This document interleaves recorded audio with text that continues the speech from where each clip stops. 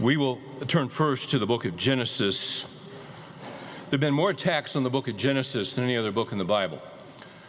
We're watching new attacks, fresh attacks on foundational principles. You could call them creation ordinances that God at creation set in place for all people in all cultures for all time. Gender is a creation ordinance. Marriage is a creation ordinance. Having children is a creation ordinance. Work is a creation ordinance, to mention a few. Psalm 11:3 says, if the foundations are destroyed, what can the righteous do? We just continue living under the authority of God's word and following the Lord Jesus. That's how you get sanity. That's how you get wisdom. Genesis 1:27 and 1:28. God created man in his own image. In the image of God, he created him. Male and female, he created them. That's never been under question, but it is now. Before I read 28, jump down to 2:24. For this reason, a man shall leave his father and mother and be joined to his wife, and they shall become one flesh. That's marriage. Always been understood what it is, very clear. God owns marriage. He invented it. He has the patent. He has the copyright. We're seeing some attempts at copyright infringement. But God owns marriage. Man and woman, period. 1:28, God blessed them and God said to them, be fruitful and multiply and fill the earth. That's having children. That's a creation ordinance. Children are a blessing from the Lord. They're also an inconvenience. Just depends on what time of day they catch you. They're a blessing. 28, God blessed them and God said to them, be fruitful and multiply and fill the earth and subdue it. Man has dominion over the earth. He is to steward it and rule over the fish of the sea and over the birds of the sky and over every living thing that moves on the earth. Now go to 1 Corinthians, if you would, the last chapter, verse 16. Paul is wrapping up his letter to the church at Corinth. The church at Corinth was the most messed up church in the New Testament. They were just all screwed up. And in every chapter, Paul basically is correcting them. They had all the gifts, but they were immature. He's wrapping up 1 Corinthians 16, and in verse 13, he gives them 4 little summary statements. Here's what he says. Be on the alert. Stand firm in the faith. Act like men. Be strong. The great theologian Gloria Steinem once said, a woman needs a man like a fish needs a bicycle. We're living in crazy times. We're watching the world, we're watching a nation, we're watching a culture go insane. But in the midst of it, Isaiah 41, do not fear, for I am your God. I will help you. I will uphold you with my mighty right hand. We're good. We're raising our kids, we're raising our grandkids, and it's a great challenge because we're facing things we've never faced before. I did a book, it's called Point Man, How a Man Can Lead a Family. It was about spiritual leadership. I was blessed to be born in a family, not a perfect family, but my dad was a spiritual leader. He showed me what that meant to lead your family spiritually. We've all seen manhood that's out of control. We've all seen manhood that's self-centered. When we find what God intended for men, we don't find self, we find selflessness. Not tyranny, but we find a man with a servant's heart and a servant's spirit. The model of manhood is Jesus. We're going to look at Jesus. If you want to know what manhood is about and what it should be, you look at Jesus. This can be learned. When he comes into our lives, when we turn from our sin and turn to him and say, Lord Jesus, come into my life and forgive me of my sin. We're born again. We're born again, but we're immature like an infant, and now we're going to start a process of growth to maturity. I've been working all summer on an update to that book, Point Man. I got so much material, I can't even breathe. Mary asked me last night, I was just dropping off to sleep. She said, what are you going to preach on tomorrow? I said, manhood. She said, what? I said, manhood. What are you going to say? I said, I hope you can join us tomorrow morning. Why are we going to talk about manhood?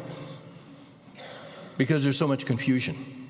So many of us have seen what it isn't. But where did it come from? It came from God. God created man, God created woman. They're both made in the image of God, and they're both equal in God's eyes. Wherever Christianity has gone, the status of women has gone up. You trace that historically.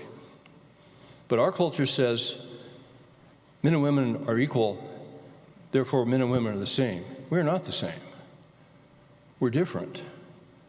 God made us different, and God likes the difference. And we complement. There's harmony. I'm going to try and cover three things this morning. First of all, we're going to talk about the denial of manhood. Secondly, we'll look at the delay of manhood, which is rampant in our culture. Thirdly, we will look at the detour of manhood. Fourthly, we will look at the North Star of manhood, which is the Lord Jesus Christ. If you're lost somewhere in the middle of a desert, in the middle of the mountains or whatever, you have no compass, you got nothing. If you can find the North Star, you can make your way out. Because the North Star is a fixed star. You can navigate off of that star. It's stable, it's dependable, it's reliable. Jesus is the North Star. When you're in the darkness in any area of your life, you look to him. First, let's review 1 Corinthians 16:13. We read it a minute ago. Paul is summing up his letter to the church at Corinth, first letter. He says four things to them. I'm just going to refer to the other three because we got to get on the third one. He says, be on the alert. Why would you be on the alert? I've talked to a lot of men over the years. I've been basically in men's ministry since 1990. And here's what I often say to guys. When you get serious about Christ, the enemy gets serious about you. When you get all in with Jesus, you just put a target on your back. If you're just a church guy, he's not worried about you. But when you get serious with Jesus and his word, you better be on the alert. 1 Peter 5:8, your adversary, the devil, goes about like a roaring lion seeking whom he may devour. Now you have an enemy who's going to try and take you out because he doesn't want you having influence. So be on the alert. Secondly, he says, stand firm in the faith. Now, I would refer you later over to Ephesians 6, verses 10 through 20, which is all about spiritual warfare. 3 times in Ephesians 6, 10 through 20, we are told to stand firm. Stand firm. We're also told, if you jump to the fourth one there, be strong. We're told in Ephesians 6:10, be strong in the Lord and in the strength of his might. The more you trust in God's sovereignty and his strength and his goodness and his love and his provision and his care and that he will never leave nor forsake you, the more peace you will have in your heart. Because you are strong, not in yourself, you are strong in him. The Lord is the strength of my life. Whom then shall I fear? So the more we know him, the more peace we have in our hearts, regardless of what's going on around us. If the nation, if the culture is falling apart and unraveling, as we're watching it do, we can be at peace. I want to focus on the third statement. He says, act like men. The church of Corinth was really messed up. A lot of idolatry, a lot of immorality, anything goes. It was probably not a place where you'd want to raise your kids. But he could say to them, act like men, and they knew what he meant. We have gotten so far away from the biblical norm of manhood that you literally can say to a young generation, act like men, and they don't know what you're talking about because they haven't seen it. It's tragic. Now, why are we talking about this morning? The older men are to teach the younger men. We're to teach them a lot of things. One of the things the older men are to teach the younger men is how to act like a man. Godly women can play an incredibly key role in helping their young men become godly men. They have to be taught to act like men. They're going to hear all kinds of things. They're going to hear all kinds of opinions. They're going to be told this. They're going to be told that. But they need to know the truth from someone who loves them and cares. men and women together can work to raise up our boys, our young men, so that they can become mature, godly, stable, Titus 2:2 men who are able to fight off impulses, who are serious, who have gravitas, who have weight about them, who are stable, who are steadfast in love, in their relationships, in their faith. You can be a North Star in the life of these young ones coming up and train them and equip them so that they can become North Stars in their homes for Christ. That's what this is all about. It's called discipleship. Let's talk about the denial of manhood, because this is our culture. Harvey Mansfield is a professor at Harvard, written a book called Manliness that didn't go over real well at Harvard. In his chapter called The Gender Neutral Society, he says this: not a Christian, just a man who still has some common sense in the academic world. Today, the very word manliness seems quite obsolete. We are in the process of making the English language gender neutral. And manliness, the quality of one gender, or rather of one sex, seems to describe the essence of the enemy we are attacking, the evil we are eradicating. Recently, I had a call from the Alumni Magazine at the university where I work, asking me to comment on a former professor of mine now being honored. Responding too quickly, I said, what impressed me more than all of his qualities was his manliness. There was silence at the other end of the line. And finally, the female voice said, could you think of another word? We now avoid using man to refer to both sexes, as in the glowing phrase, the rights of man, to which America was once dedicated. All the man words have been brought to account and corrected. Mankind has become humankind, man of the year, person of the year, and so on. But even when man means only male, manly still seems pretentious in our new society and threatening to it as well. Why would that be? Jesus created man. All things were created by him and for him and through him. Jesus is the creator. Jesus created man. Jesus created a woman. They asked Jesus, they were trying to trip him up, and he said, have you not read that from the beginning? And he took them back to Genesis. They were trying to trip him another time, and they said, we're disciples of Moses. He said, yeah, Moses wrote of me. Jesus referred to Genesis all the time. He had no problem referring to Genesis. Jesus believed Genesis. By the way, Jesus was at Genesis. So when we look to manhood, we look to Jesus. But there is this denial of manhood. Stephen Nichols has written, at the turn of the 20th century, the sciences supposedly knew better than the Bible. Now the social sciences supposedly know better than the Bible. And we are seeing this new worldview presented artfully and entertainingly through a barrage of media in the halls of the academy. A casual watcher and listener will be exposed to countless gay, bisexual, and transgender individuals, acts, ideas, and all without ever leaving mainstream media outlets. These are the times in which we live. Nichols goes on and says, these challenges have a cumulative effect. They become self-fulfilling prophecies. The promoters and producers of this material not only want to make room for these biblically aberrant views, they want to increase the tribe.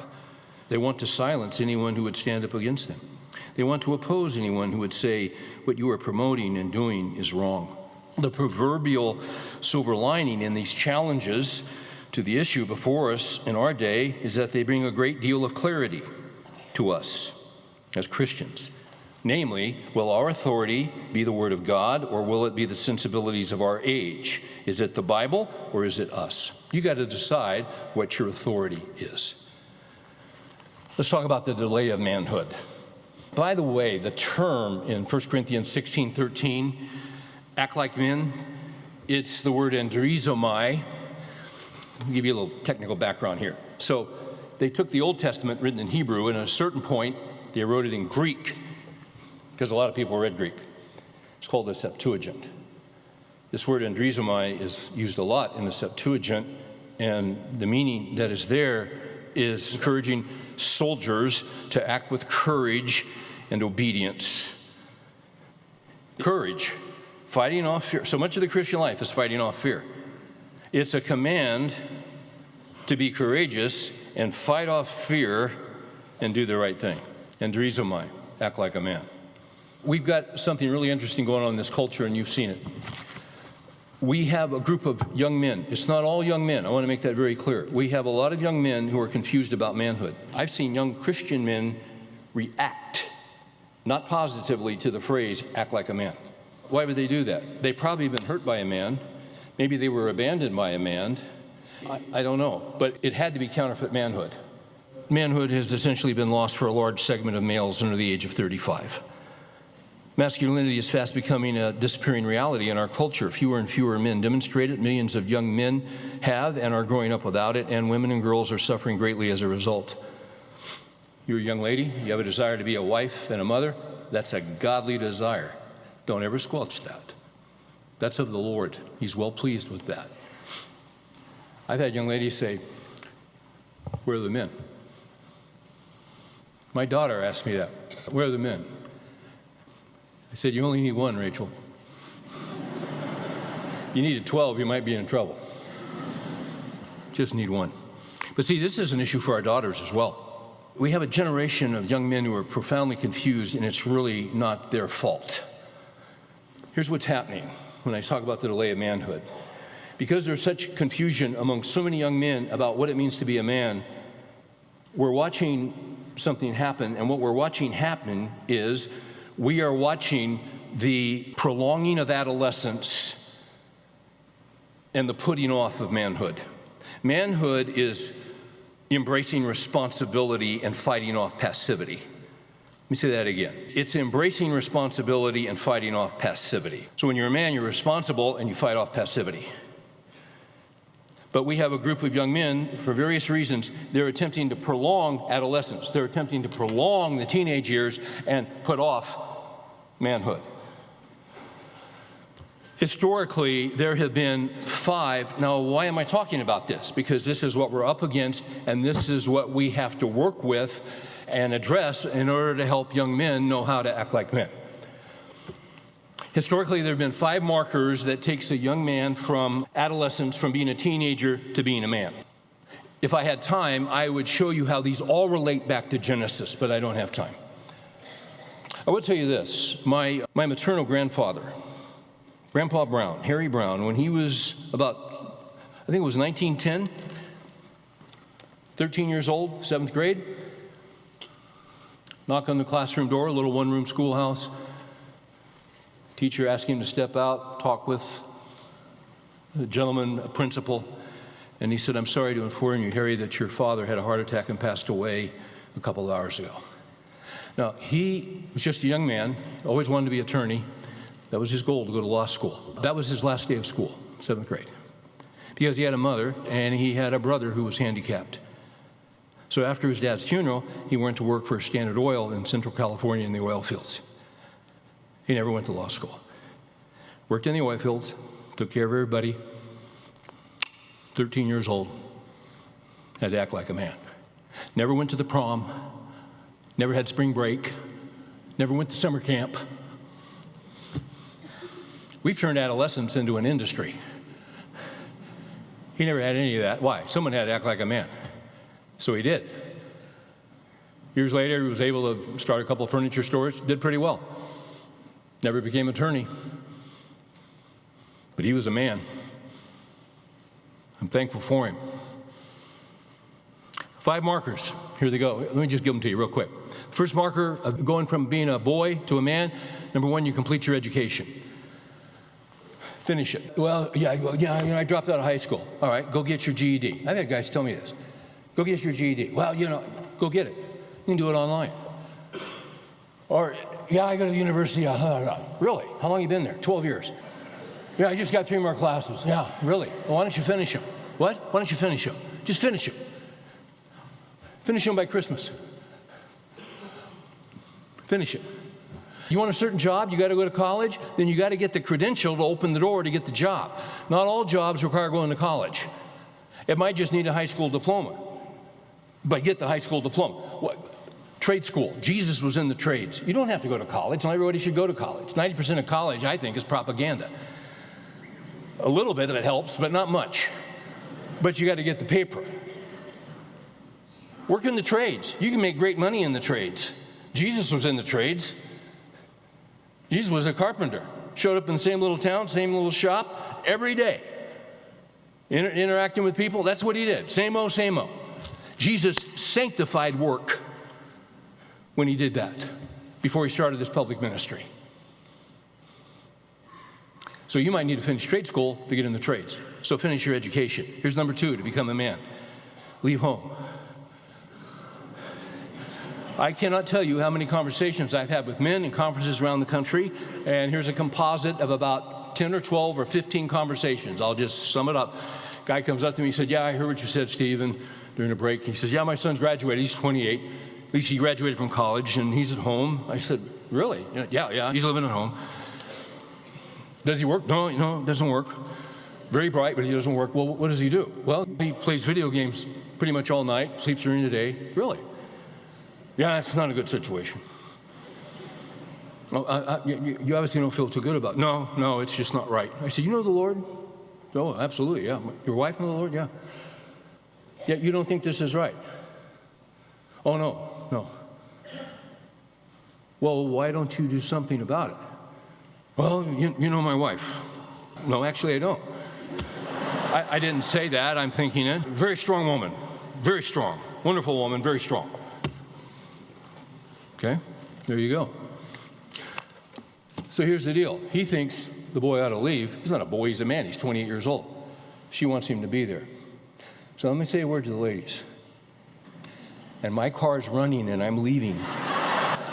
And it goes very fast. You got to be careful of smothering boys. With your boy, and I'm going to shoot real straight with you here, you got to be careful of making your boys fearful. You can't instill fear of getting hurt in a boy. It's going to be hard for him to be a man. Ephesians 5, husbands, love your wives as Christ loved the church and gave himself up for her. Jesus got hurt for the church. Jesus got pummeled for the church. Jesus got killed for the church. Husbands are to love their wives as Christ loved the church. They're to get hurt for their wives. They're to get pummeled for their families. They're to take the blows. You want him to be careful and cautious, but he's going to have to get hurt. Let him play some contact sports. Well, he might get hurt. No, ma'am, he will get hurt. But he has to learn to live with the hurt. He'll recover. He'll be fine. But what you don't want to do is create a fearful boy who turns into a fearful man and is afraid to lead and be the man he's supposed to be. You can't smother him. And I know you love him to death. I know you do. He said, you think he ought to leave? I said, what do you think? Yeah, I think he ought to leave. When do you think he ought to leave? I said, what's today? Friday. How about Monday? Wow, Monday. Where's he going to go? Ask him. I have no idea. He's 28. Let him figure it out. Well, you know my wife. No, I don't. You know what needs to be done in that situation? And I've told guys this. Listen, you love the Lord. Your wife loves the Lord. She's a strong gal. Thank God she's strong. That's wonderful. But you know what? You got to say, sweetheart, listen, we got to pray about this. We got to talk about it. This isn't right before the Lord. We got to do the right thing here. And we need to do it together. That's what you need to do. You're the head of the house. You'll give an account for your family because Jesus has made you the head. Work it out. But you cannot enable that. You cannot keep that kid. He's not a kid. You can't keep a 28-year-old on welfare. That which leads me to the third point. And before I get to the third point, let me say this. If you have, and I have some friends who have sons who have physical challenges, emotional challenges, you're obviously going to make exceptions depending on a need. Of course. You get this. What we're saying is you can't enable young men to be irresponsible. Third point, they need to make their own money. I've seen young men who are in their 20s and 30s who are still breastfeeding financially. That's absurd. It's absurd. He needs to make his own money. Cut him off. Fourth marker of becoming a man, get married. I've had guys at Christian conferences say, well, you know, my girlfriend and I, we're living together. We just kind of want to find out if we're sexually compatible. Oh, yeah? Yeah. You're male? Female? Is she female? Yeah. You're good. Marry her. What you're doing is sin. Sin. The only sexual relationship that God blesses in the entire universe is a sexual, intimate relationship between a husband and wife within marriage. Everything else is sin. Period. Get married. 5, have kids. That'll make you grow up. Because those little suckers aren't interested in serving you. You'll be exhausted. You don't know what time zone you're in. You don't know if it's Christmas or summer. But it didn't get any better than that. Dadgummit, that's great stuff. My little grandson Holden, I was watching him one day, and he got up from his nap, and I picked him up, and he just he's about 2. So I got in the chair with him, and he just I just held him. He likes for me to hold him. See, that makes those little guys feel safe and secure. There's a father hunger in little boys. It needs to be fed. And I just hold him. We're real quiet. I said, you know, Holden, after a few minutes, I said, Holden, one day, you're going to grow up to be a man like your daddy. You're not saying anything, you're just listening to me. And you're going to meet a pretty lady like your mommy. And you're going to get married. And then you're going to be the daddy. And you're going to have some little kids who don't want to take naps. And after they take a nap, it's hard for them to wake up. I'm just talking to him. I'm talking to him about acting like a man. You don't have to pull out your Bible. You just talk with him as you go through life. Yeah. Let's talk about the detour of manhood. What do you mean a detour? Well, there's a detour that has occurred in regard to manhood. In 1966, Marion Levy was a professor at Princeton. He wrote these words back in 66. He said, our young are the first people of whom the following can be said. If they are males, they and their fathers and their brothers and sons and all the males they know are overwhelmingly likely to have been reared under the direct domination and supervision of females from birth to maturity.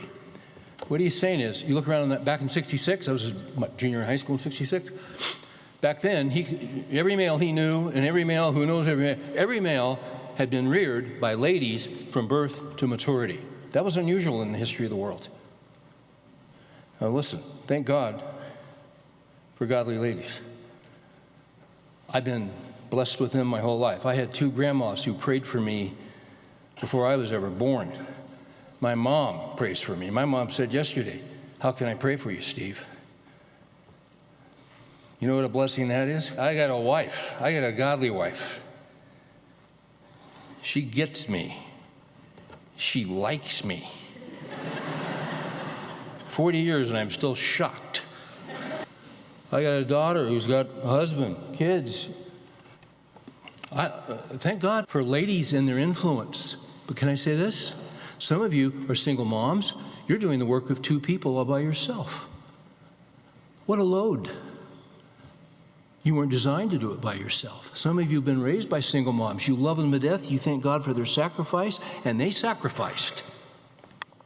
We're not depreciating ladies here. When we talk about boys just being raised by ladies, please understand that. You know we're not depreciating them. We thank God for their influence. Before the Industrial Revolution, here's how life worked. You get married young, in your teens. You'd immediately have kids because there was no birth control. So you're 17, your wife's 16. 9 months later, you got a baby. And then a year later, you get another one, and a year later, you get another one. And you're a farmer, and you're working the land, and you got 6 kids, and by the time you're 27, you look like you're 93. And life was hard. Okay?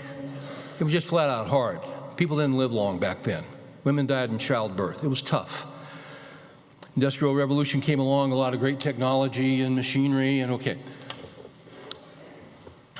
Before the Industrial Revolution, you get married, you'd have kids. The mom would raise the boys and girls up to the age of 6, no later than 7, and then the boys would go with their dads into the fields. Most men were farmers. At the age of 7, the boy would go into the fields with his dad. He'd be with his dad 10, 12, 14 hours a day, learning how to farm, learning the trade of being a farmer, learning how to be a man, seeing his dad interact with other men. The primary influence in his life was his father, who was showing him how to act like a man. When the Industrial Revolution came, the World Book Encyclopedia article in 1966 edition says serious social evils developed. Why? Because factories were constructed, and for the first time in history, men were taken out of the home to go to work, and serious social evils developed. Because boys need men. Boys need their dads. As a result of that, something called feminization began to happen. What's feminization? Now, I'm going to give feminization to you real quick. First time I read this, it's from a guy named Stephen Clark. It's very good. First time I read it, I recognized myself. I thought, my gosh, I've been feminized. I had a real strong dad, a strong family. It kind of shocked me. But you can't help but being feminized in this culture because it's everywhere. It's in the water. It's going to get you. But here's the thing about feminization. It can be detected. Watch this. It can be reversed. It can be reversed. Actually, pretty easily. So this is the detour that happens to most men in America away from manhood into feminization. So let me quote this. Being feminized then is not the same as being effeminate or being feminine. I got through one sentence. Make a comment. I've been studying all summer on gender confusion, transgender. I have a friend named Walt Heyer who was one of the first men in America to have the transgendered surgery. He has a ministry now to those that are in that, and it's mostly a ministry of helping them fight off suicide. Walt went through it, found the Lord, just an amazing story. You can look him up, Walt Heyer, H-E-Y-E-R. I've been studying some of Walt's stuff. There was a book, it's the best thing I've ever read on homosexuality, by Joseph Nicolosi. Joseph and Linda Nicolosi, Appearance Guide to Preventing Homosexuality. It talks about sensitive boys. It talks about girls that are tomboys. It talks about gender fluid. It's not just for parents, it's for everybody. It's strong. Most boys are kind of like what you call rough and tumble. But a smaller segment of boys are sensitive. They're not rough and tumble. They don't want to play ball. They don't want to play sports. That's okay. God didn't make them for that. They tend to be strong in the arts, in the sciences, gifts of music. Okay? If you've got a boy and that's his gift, he wants to play a musical instrument, and he doesn't want to play football, don't make him. There are 3 A's where fathers and mothers have to get in to know their kids. I'm going to give you the 3 A's. This will help fight off effeminacy. It'll help fight off gender confusion. 3 A's. Attention. Get honed in on who they are. When my son John, my oldest boy, was in middle school, early high school for 3 years, I was pretty attentive, and then I got distracted, I got ambushed, and I missed some things. And it was my fault. I had to come back around and try to circle him. But I was teaching this stuff and I missed it. It can happen. Attention. Here's the second one. Affirmation. Affirm how God has made it. You got a gift, you love math, you love science, you love this, great. Affirm them. Don't try to change them. If you weren't a great athlete, but you're going to be determined your boy's going to be an athlete, or your girl, acknowledge how God made them. 3, affection. Plenty of affection. I've said this before. I kiss my little grandsons on the lips. That's what we do. I just give them a little smooch. Now, I'm going to do that when they're 23. Are you kidding me? But when they're little, that's what we do. It's healthy. It's masculine. Helps fight off that little father hunger. They're loved by their daddy, by their papa. safe, secure, it's good stuff. Yeah. I've not always been good on affection. Actually, I've been weak on affection. I've had to learn over the years. I'm trying to get better. I'm really trying to get better. Now when I see my kids, they run because I'm going to slobber on them. And that's a joke. That's not true. But hey, we've all screwed up. So when you screw up, correct it. Say, Jesus, help me here. Okay, now let's get to feminization. A feminized male is a male who has learned to behave or react in ways that are more appropriate to women. Why? He's always been around ladies. The feminized male can be normal as a male, no tendencies to reject being male, no tendencies towards homosexuality, yet he can have been so influenced by women or so identified himself in a world in which women dominate that many of his interests and traits are more womanly than manly. Makes sense. Compared to men who have not been feminized, he will place much higher emphasis and attention on how he feels and how other people feel. Okay? He's sensitive. Great trait to be sensitive. But you just can't live off how you feel. You have to live off what is true. We can't live off our emotions. We're so strong on feelings in this culture that if you're a male but you feel like you're a female, well then, fine. That makes no sense. He will be much more gentle and handle situations in a soft way. Nothing wrong with that, but you can't handle every situation in a soft way. Sometimes you can, most times you can, but not always. He will be much more subject to the approval of the group. You don't need the approval of the group. You just need to do what's right. Paul said we make it our ambition, whether out of the body or in the body, we make it our ambition to please the Lord. We just need to please the Lord. You're not going to please everybody else. But you see, that can become a big issue. He will sometimes tend to relate by preference to women and other feminized or effeminate men, and will sometimes have a difficult time with an all-male group. Why? He's not been around males. I had a friend, he had several sons. The youngest was kind of a mama's boy, and whenever there were girls, he was with the girls, never with the boys. I'm just watching this. My friend came, mentioned it to me, we talked about it, and basically what I said was, you got to make him your focus. And you got to start spending time with him. And you just need to be with him. And don't let him push you away. Don't let them push you away. You get involved. Find out what he likes and do what he likes. Do things with him. Get involved with him. Take him to the office. Do this, do this. I'm telling you, a couple of years later, that kid was completely turned around because his father had gotten into his heart and into his life and given him attention. Now, what do you do if you don't have a father? What do you do if your husband's not there? Men have been taken out historically over the years. Men didn't last long historically. They would get sick. They would have not a long lifespan. Some men would die of illness. Some men would die in war. Then other men in the family would have an influence in the church, in the community, and the boy could model himself after those men. It still works that way. The feminized man will tend to idealize women, and if he is religious, he will tend to see in women the ideal Christians or the definition of what it means to be spiritual. He will identify Christian virtue with feminine characteristics. That's huge. I've seen young pastors who have listened to so many women teachers in the church that they have actually taken on their traits and their speech intonations. That's not good. Did you catch that last one? Feminized men will idealize women. If he's religious, he'll tend to see in women the ideal Christians, or what the definition of what it means to be spiritual. He will identify Christian virtue with feminine characteristics. That's not right. So we better get to the North Star. Let's get to Jesus. These are the problems. How do we correct it? How do we fix it? I've had guys all over the country say, see, what's the secret to having a strong men's group? I said, you really want to know, or you want the nice answer? Oh, no, I want the real answer. Get a masculine pastor. Because like attracts like. I'm just telling you. In Hollywood, the clergy guy is always passive. In the movies, he's always a wuss. Is he not? Yeah. So let's look at Jesus. How do you correct this feminization thing? He will identify Christian virtue with feminine characteristics. So let me give you some characteristics, all right? Gentleness, kindness, tenderness. Are those good characteristics? Absolutely. Wonderful. Absolutely wonderful.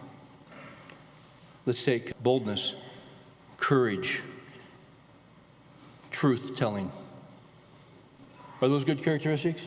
Absolutely. In the church, we tend to take kindness, gentleness, and tenderness and elevate them over boldness and courage. That's a mistake. True masculinity, and you see this in Jesus. Jesus would take the right trait and apply it at the right time. Could Jesus be tender? Of course.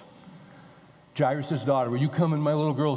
He's on his way. And on the way, there's a lady with an issue of blood, and she reaches the hem of his garment, and he knew power came out, and he said, who touched me? Poor little lady was just cowering.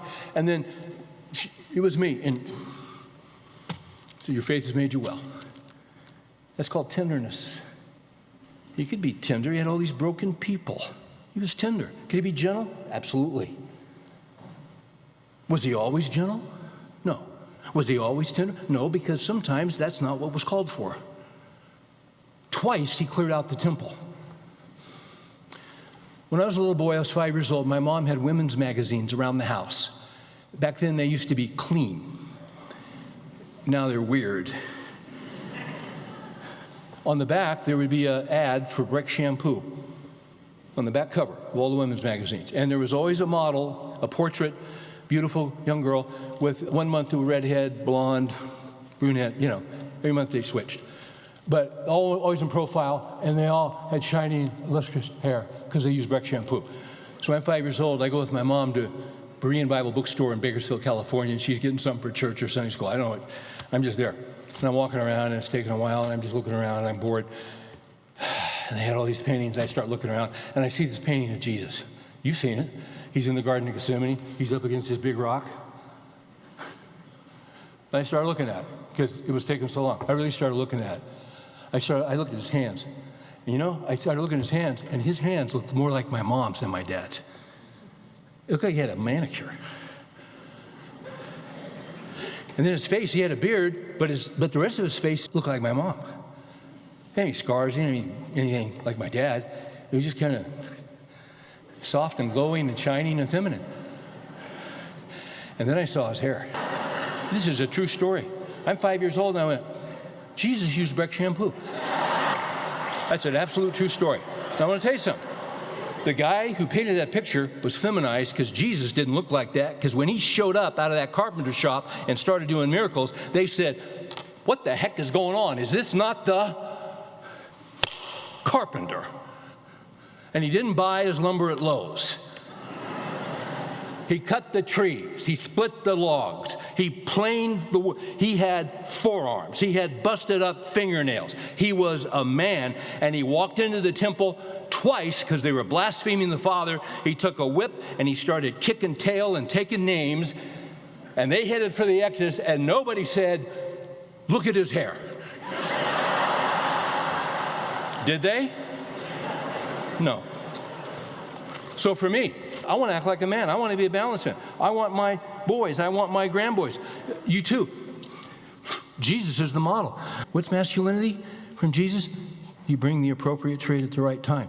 So that means as men, we should have no trouble being tender. I went through depression for 3 years in my early 30s. One reason, you know why? I'm pretty hard and I'm pretty blunt. And blunt instruments can kill. And God broke my heart and he crushed me. I cried 3 to 4 hours a day, and I couldn't stop. He had to tenderize my spirit. I had a wife. I had little kids. It was good for me that I was afflicted. When my kids were at home, I tried to put them to bed at night. Turn off that game and get upstairs.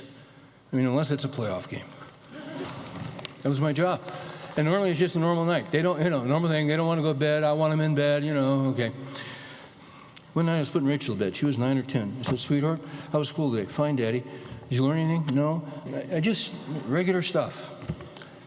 Okay, let's get in bed. She got in bed, and all of a sudden she says, Daddy, I don't think I'm pretty. What? What's that? Daddy, I don't think I'm pretty. Why don't you think you're pretty, Rachel? You see my teeth, Daddy, how they're coming in jagged? I said, sweetheart, that's no big deal. Daddy will cut off his right arm. We'll get an orthodontist. Didn't say it. I was thinking it.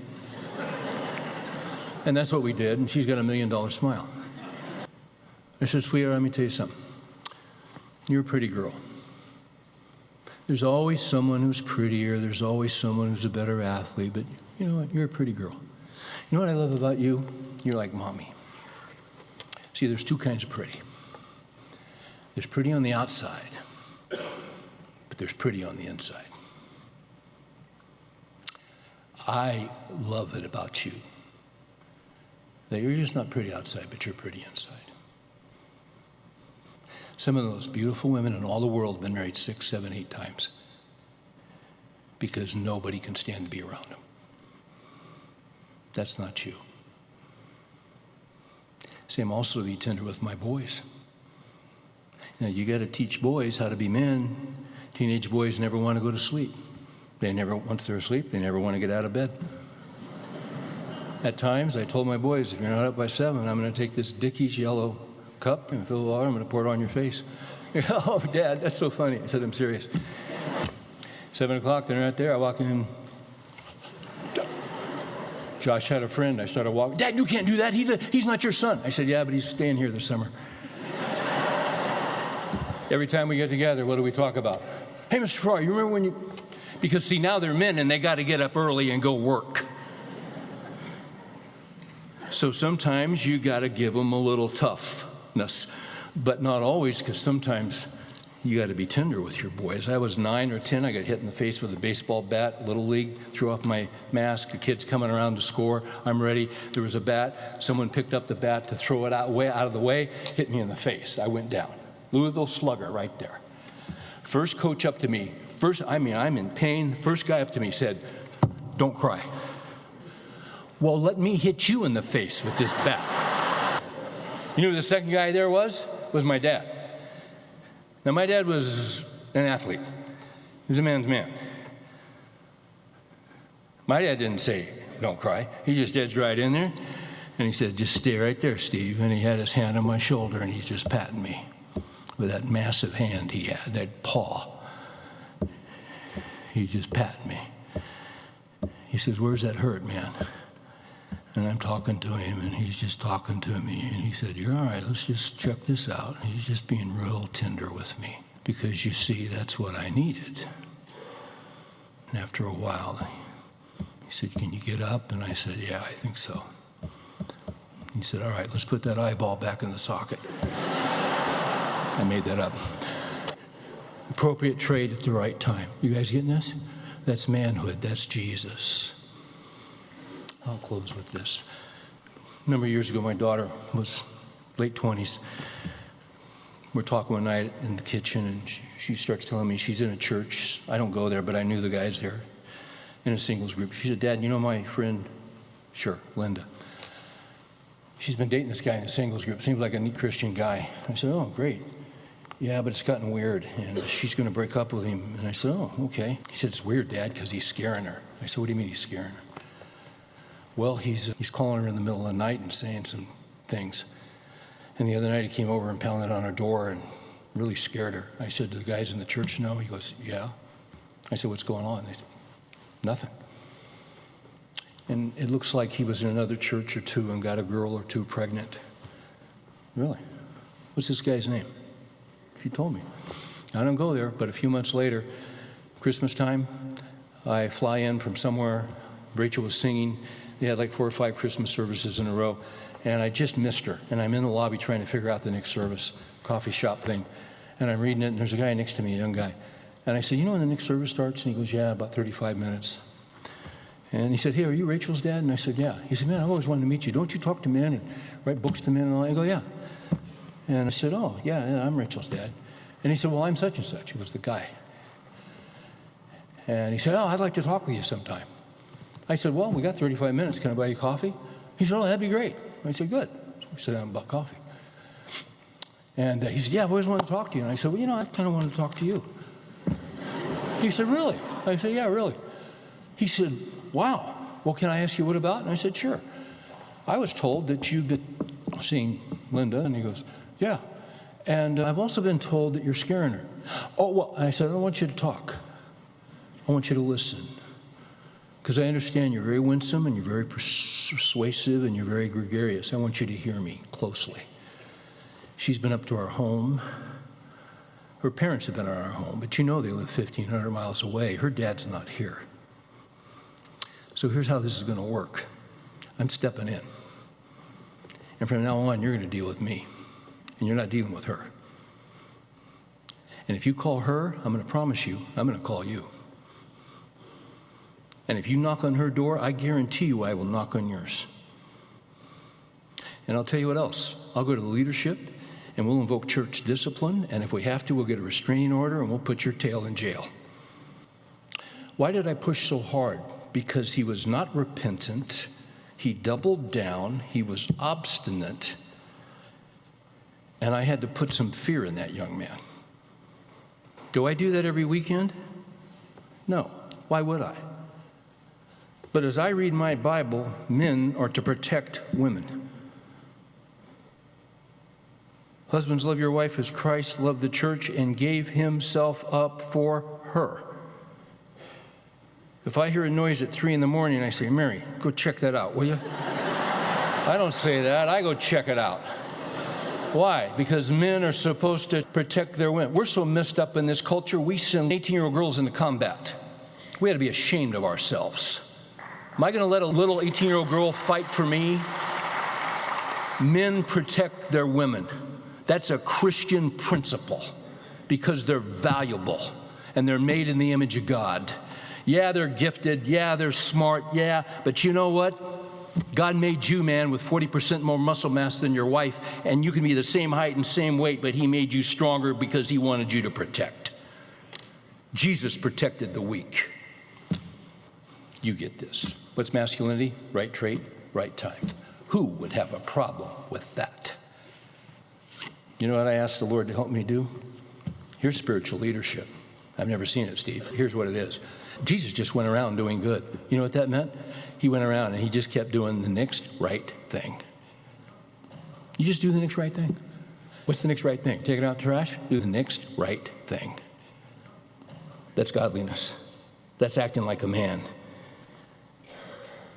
And somebody's watching you. And when you do that,